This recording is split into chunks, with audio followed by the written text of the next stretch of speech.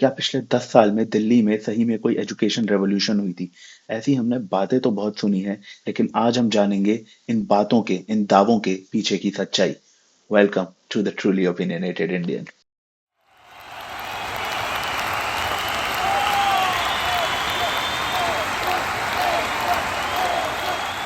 ये जानने के लिए हम कुछ चीजों का इस्तेमाल करेंगे। पहली चीज जो हम देखेंगे वो है बजट एलोकेशन। बजट एलोकेशन के बाद दूसरी चीज देखी जाएगी इंफ्रास्ट्रक्चर। अब सिंस सिर्फ बजट और बिल्डिंग, इनसे तो एजुकेशन बदल नहीं जाएगी, तो तीसरी चीज देखेंगे करिकुलम लेवल चेंजेस क्या किए गए थे, अगर कुछ किए भी गए थे तो। और अंत में हम देखेंगे इनके नतीजे, असली नतीजों पे इन बातों का क्या असर पड़ा, कुछ पड़ा या नहीं पड़ा। तो आइए, let's get into it and find the truth behind the Delhi education revolution. अब ये कहानी जानने से पहले हमें ये समझना जरूरी है कि हम शुरू कहाँ से कर रहे हैं। तो हम देख लेते हैं बजट और इंफ्रास्ट्रक्चर की सिचुएशन 2014-15 के करीब कैसी थी, ताकि हम समझ पाए कि वो यहाँ से कहाँ गई, अगर कहीं गई भी तो शुरू करते हैं बजट से। 2014-15 के टाइम पे दिल्ली का एजुकेशन बजट उसके टोटल बजट का करीबन 17% था। और नेशनल एवरेज जो था वो था 15%। यानी कि सारे स्टेट्स का हम देखेंगे तो कुछ का ज्यादा था, कुछ का कम था। जो नेशनल एवरेज था वो था 15%। यानी कि ये कहानी शुरू होने से पहले भी दिल्ली का एजुकेशन बजट 2% से ज्यादा था नेशनल एवरेज का। इस बात का हमें ध्यान रखना जरूरी है इससे पहले कि हमें कहानी शुरू करें। दूसरी चीज है इंफ्रास्ट्रक्चर। दिल्ली में उस समय 14-15 के समय करीबन 15,28,000 बच्चे सरकारी स्कूलों में पढ़ते थे। और हमारे पास क्लासरूम्स जो थे टोटल सरकारी स्कूलों के, वो थे 24,157 के करीब। यानी कि आप समझ सकते हैं 63 स्टूडेंट्स पर क्लासरूम। ये थी सिचुएशन इस सारी कहानी शुरू होने से पहले। अब अगर मैं आपको आज की सिचुएशन बताऊं, यानी कि 2022-23 जब तक का डेटा मेरे पास है, तो दिल्ली का education budget as a percentage of its total expenditure है 22%। और जो नेशनल एवरेज है वो है 14%। यानी कि दिल्ली का एजुकेशन बजट बढ़ गया है और नेशनल एवरेज या तो वही रहा है बल्कि थोड़ा सा कम ही हो गया है।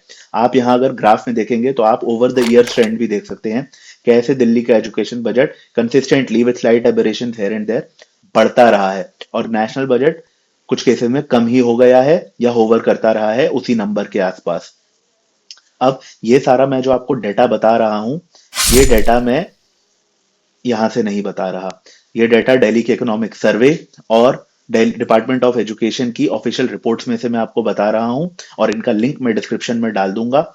और एक रिक्वेस्ट है, यहां से ग्रेजुएट होना आप भी बंद कर दीजिए, क्योंकि ये सिर्फ आपको मूर्ख बनाने की कोशिश है और कुछ भी नहीं।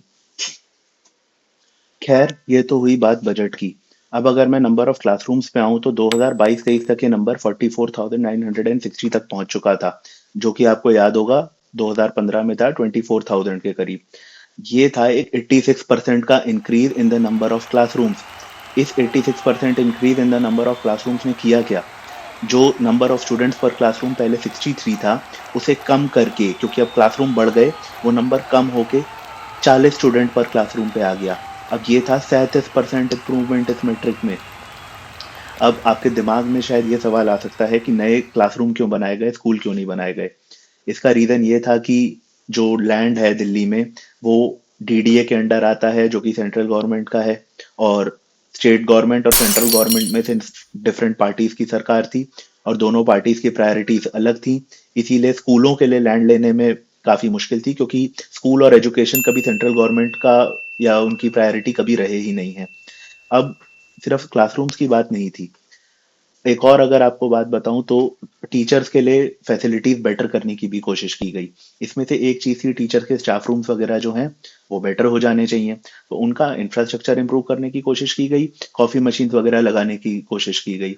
अब कॉफी मशीन से मुझे याद आया, हुआ क्या कि कॉफी मशीन लगाने का जब प्रपोजल दिया गया तो पहले तो उसे सीधा सरकारी बाबुओं ने मना कर दिया, ये कह के कि ये वेस्टफुल एक्सपेंडिचर है।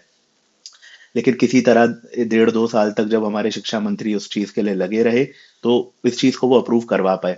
तब भी एक बाबू का कमेंट आता है कि ठीक है, कॉफी मशीन लग जाए तो लग जाए, लेकिन कॉफी पाउडर फिर टीचर्स अपने घर से लेकर आए। अब इस तरीके की जो घटिया सोच है, शायद यही रीजन है कि हमारे यहाँ कुछ भी करने में बहुत समय लगता है और अच्छी चीजें शायद हो ही नहीं पाती। और बाबुओं को भी शायद एजुकेशन को कभी फोकस बनाने की आदत रही नहीं है, क्योंकि किसी गवर्नमेंट ने कभी इस चीज पे फोकस करने की कोशिश करी ही नहीं। अगला फोकस एरिया दिल्ली के स्कूल्स के लिए था स्पोर्ट्स। इसके लिए 7 स्कूलों में एस्ट्रोटर्फ बनाए गए हॉकी खेलने के लिए, 12 स्कूलों में सिंथेटिक ट्रैक्स बनाए गए फॉर एथलेटिक्स, और 25 स्कूलों में स्विमिंग पूल्स बनाए गए। ये नंबर एब्सोल्यूट टर्म्स में आपको कम लग सकते हैं, बट इस तरीके की फैसिलिटीज का इवन एग्जिस्ट करना एक गवर्नमेंट स्कूल के लेवल पर अपने आप में एक बहुत बड़ी चीज थी। असर इनका ये हुआ कि 2015 में 2400 बच्चे करीबन नेशनल गेम्स में पार्ट लिया करते थे दिल्ली के गवर्नमेंट स्कूल से। ये नंबर अराउंड 4100 पे जंप कर गया 2019 तक, क्योंकि स्पोर्ट्स पे फोकस किया जा रहा था।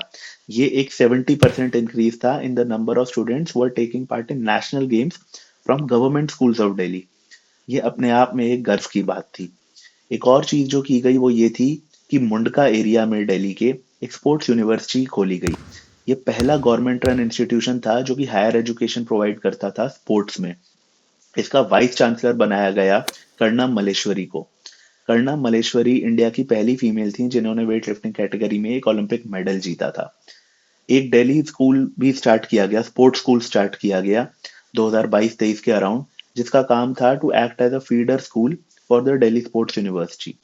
इन सब चीजों ने और कुछ किया हो या ना किया हो, लेकिन एक चीज जरूर करी, और वो थी कि ये एजुकेशन को एक मुद्दा बना दिया दिल्ली की पॉलिटिक्स में।